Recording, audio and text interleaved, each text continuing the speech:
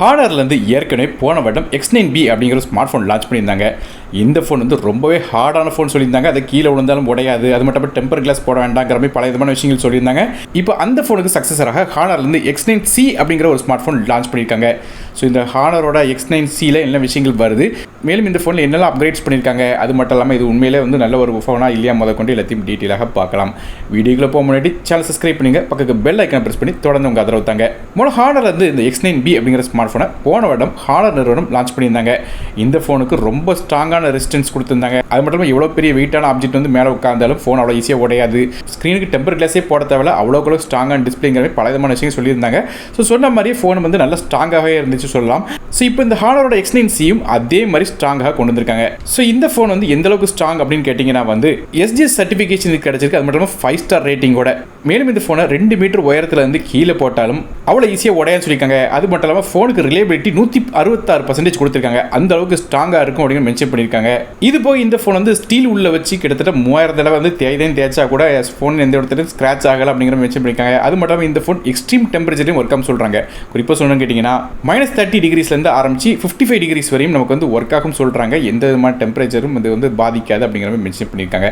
So இது மாதிரியாக இதோட பில்ட் குவாலிட்டி ரொம்ப ஸ்ட்ராங்காக கொடுத்துருக்காங்க. அது மட்டும் இல்லாமல் இந்த ஃபோனுக்கு IP65M அப்படிங்கிற ஒரு ப்ரொடெக்ஷன் கொடுத்துருக்காங்க. அதாவது ஹானர்லேயே எடுத்துட்டிங்கன்னா IP69 உள்ள ஸ்மார்ட் ஃபோன்ஸ்லாம் இருக்குது. ஆனாலும் இவங்க வந்து கொஞ்சம் ரேட்டிங் கொஞ்சம் கம்மி பண்ணியிருக்காங்க. இருந்தாலும் இந்த IP65M அப்படிங்கிறதுக்கு என்ன மீனிங் கேட்டிங்கன்னா வந்து இந்த வாட்டர் ஜெட்ஸ்ன்னு சொல்லுவாங்க. அதாவது தண்ணி வந்து வேகமாக பீச் அடிக்கும் போது அது வந்து இந்த ஃபோனை எந்த விதமான டேமேஜும் பண்ணாதுன்னு சொல்லியிருக்காங்க. கிட்டத்தட்ட 360 டிகிரிஸ்லையும் இது டெஸ்ட் பண்ணியிருக்கா சொல்கிறாங்க. அதை வச்சு பார்க்கும்போது மழைக்காலங்களில் ஃபோனை வெளியே கொண்டு போனால் எந்த விதமான பிரச்சனையும் இருக்காது. நோட் பண்ணி டிஷ் பண்ணிக்கிட்டா ஹானரோட X9bல நமக்கு வந்து IP53க்கான ரேட்டிங் தான் கொடுத்துருந்தாங்க. இதில் கொஞ்சம் அப்கிரேட் பண்ணியிருக்காங்க. மற்றபடி ஃபோனோட திக்னஸ் பார்க்கும்போது 7.98 மில்லிமீட்டருக்கான திக்னஸோட 189 கிராம் வெயிட்டோட வருது. ஸோ இதான் அந்த ஹானர் X9bயோட பில்ட் குவாலிட்டி. ஸோ பில்ட் இது நல்ல தரமாகவே கொடுத்துருக்காங்க. அடுத்தாக இந்த ஃபோனோட டிஸ்பிளே பற்றி பேசலாம். இந்த ஃபோனில் ஒரு 6.78 இன்ச்க்கான 1.5K AMOLED டிஸ்பிளே கொடுக்குறாங்க. இந்த டிஸ்பிளேக்கு 120 ஹெர்ட்ஸ்க்கான ரெஃப்ரெஷ் ரேட் இருக்கு, 3840 ஹெர்ட்ஸ்க்கான high frequency PWM support, hardware level டிமிங்கும் இருக்கு. அது போக 100% DCP3 colour compute support, HDR10 இருக்கு. அது மட்டும் இல்லாமல் 4 நிமிஷம் பீக் பிரைட்னஸ் கொடுக்குறாங்க. இது போய் இந்த டிஸ்பிளேக்கு வந்து 10 பிட்கான 10.7 பில்லியன் கலர்ஸ் வந்து இருக்குன்னு சொல்லியிருக்காங்க. ஸோ அந்த அளவுக்கு ஒரு நல்ல குவாலிட்டியான டிஸ்பிளே கொடுத்துருக்காங்க. மேலும் இன் டிஸ்பிளே ஃபிங்கர் பிரிட்ஸ் கலரும் இந்த டிஸ்பிளேல இருக்கு. இது ஒரு கர்வ் டிஸ்பிளேயாக கொடுக்குறாங்க. எட்ஜஸ்லாம் கர்வ் பண்ணி வச்சிருக்காங்க. மேலும் கேமராவோட பஞ்ச் ஹோல் பார்த்துட்டீங்கன்னா நமக்கு வந்து கொஞ்சம் நீளமாக பில்ஸ் ஷேப்ல இருக்குது. ஸோ இதான் ஃபோனோட டிஸ்பிளேயாக இருக்கு. மேலும் இந்த டிஸ்பிளே ப்ரொடெக்ட் பண்ணுறதுக்காக ஒரு டெம்பர் கிளாஸ் வந்து அதிலே வந்து பயன்படுத்துறதா சொல்றாங்க. என்ன டெம்பர் கிளாஸ்ங்கிறது மட்டும் கம்பெனி மென்ஷன் பண்ணல.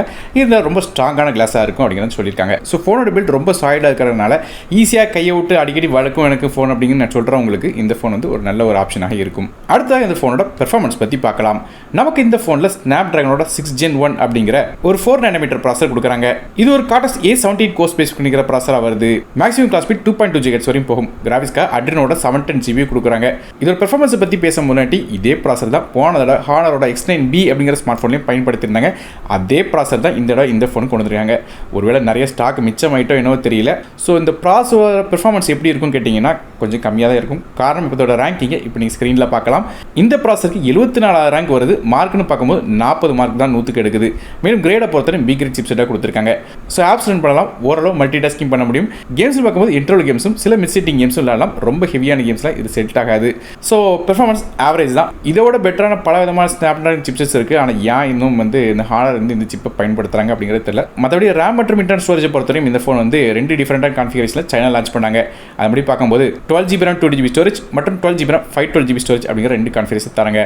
ரேம் மற்றும் இன்டர்னல் ஸ்டோரேஜ் வெர்ஷன் என்னங்க அப்படின்னு தெரியல. ஆனால் ஸ்டோரேஜ் வெர்ஷன் UFS 2.2 தான் கொடுத்ததா சொல்லப்படுது. ஸோ அதனால் ரொம்ப பெரிய லெவலில் வந்து நமக்கு ரீடிங் மற்றும் ரைட்டிங் ஸ்பீட் எக்ஸ்பெக்ட் பண்ண முடியாது. மற்றபடியாக இதில் வந்து 12GB வரையும் விர்ச்சுவல் RAM கெப்பாசிட்டி கொடுக்குறதா சொல்லியிருக்காங்க. மற்றபடி மைக்ரோ SD கார்டுக்கான சப்போர்ட் இந்த ஃபோனில் கிடையாது. ஆனால் டியூல் சிம் சப்போர்ட் இருக்கு. ஃபோனோட OS பற்றி பேசலாம். இந்த ஃபோன் வந்து Android 14 பேஸ் பண்ண மேஜிக் OS 8 அப்படிங்கிற இன்டர்ஃபேஸ் ரன் ஆகுது. அப்டேட்ஸ் அப்படின்னு பார்க்கும்போது இந்த ஃபோனுக்கு 2 வருடத்துக்கான OS அப்டேட்ஸும் 3 வருடத்துக்கான செக்யூரிட்டி பேட்ச் அப்டேட்ஸும் தரதுக்கான சான்ஸ் இருக்கு அப்படிங்கிறது மென்ஷன் பண்ணியிருக்காங்க. அடுத்ததாக ஃபோனோட கேமராஸ் பற்றி பார்க்கலாம்.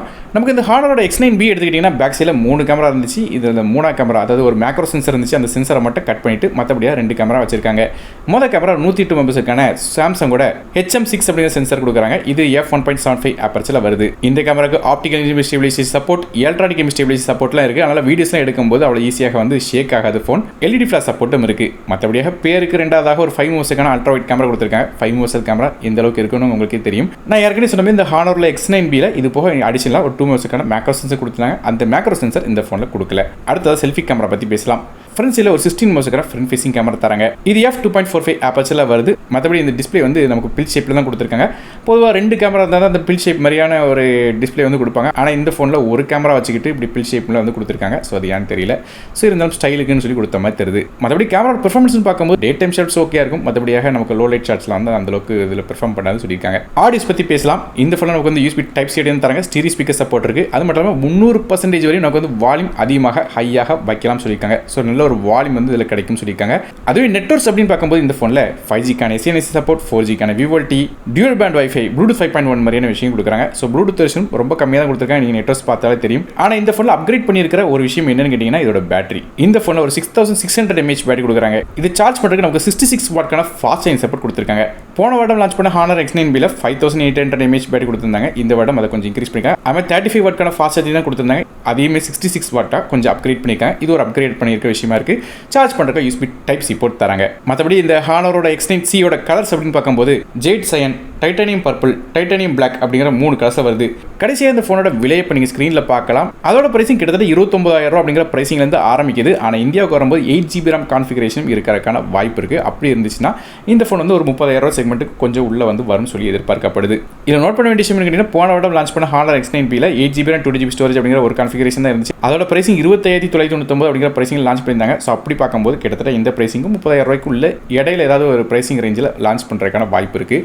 ஸோ இந்த ஃபோன் லான்ச் பண்ண உடனே அதோட பிரைசிங்கை வந்து கீழே கமெண்ட் செக்ஷனில் அப்டேட் பண்ணி போய் மறக்காம செக் பண்ணி பாருங்க. ஸோ ஓவராலாக இந்த ஹானரோட X9c எப்படி இருக்குன்னு கேட்டிங்கன்னா பில்ட் குவாலிட்டி சூப்பராக இருக்குது. மற்றபடி ப்ராசர் ரொம்ப சொல்கிற அளவுக்கு இல்லை. நெட்வொர்க்ஸ் ஓரளவு ஓகே, கேமரா ஆவரேஜாக பெர்ஃபார்ம் பண்ணும், பேட்டரி ஓரளவு டீசெண்டாக இருக்கும்.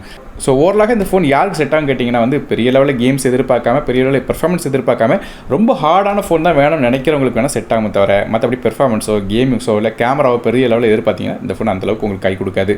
ஸோ நீங்கள் இந்த ஹானரோட X9c ஸ்மார்ட் ஃபோனை பற்றி நினைக்கிங்க அப்படிங்கிறது கீழே கமெண்ட் செக்ஷன் மென்ஷன் பண்ணுங்கள். வீடியோ பிடிச்சா ஒரு லைக் கொடுத்துருங்க, உங்கள் ஃப்ரெண்ட்ஸ் மற்றும் ஃபேமிலிஸ்க்கு ஷேர் பண்ணிவிடுங்க. நான் டெக் தமிழுக்காக மற்றபடி சந்திக்க நன்றி, வணக்கம்.